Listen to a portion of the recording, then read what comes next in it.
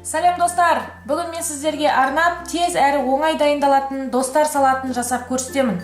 Ол үшін маған қажетті заттар майонез, жұмыртқа, ақ желкен, краб, сыр және тұз қажет болады.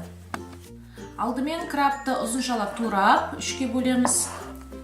Одан кейін төрт бұрышты етіп тураймыз. Осылайша крабтардың барлығын турап шығамыз.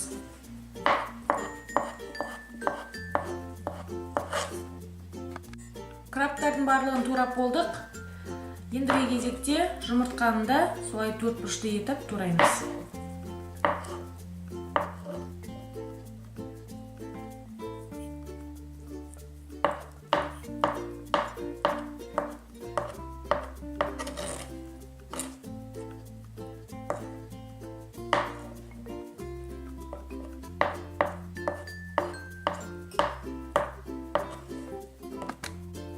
Жұмыртқаны турап болдық. Енді оның үстіне сыр, яғни ірімшігімізді теркіден өткіземіз.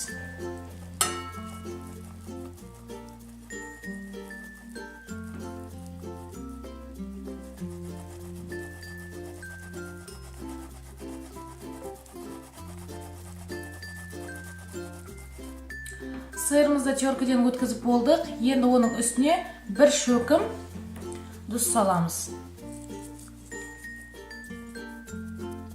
Енді үстіне майонез салып араластырамыз.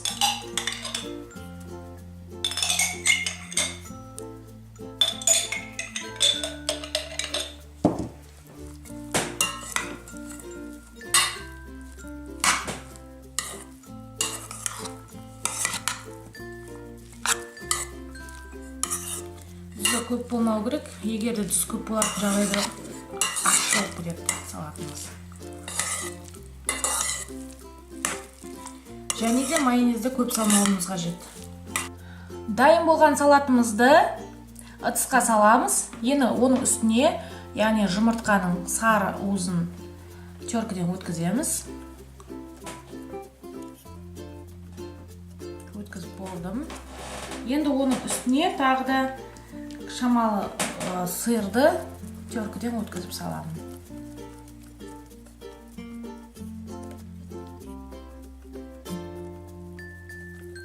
Оның үстіне әсемдеу үшін ақ желкендің бір шөкімін саламын.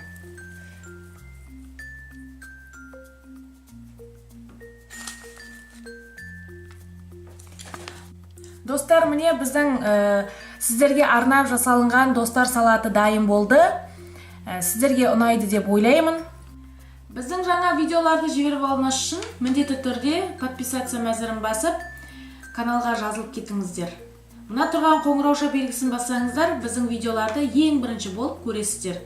Бүгінгі осы, келесі кездескенше сау болыңыздар.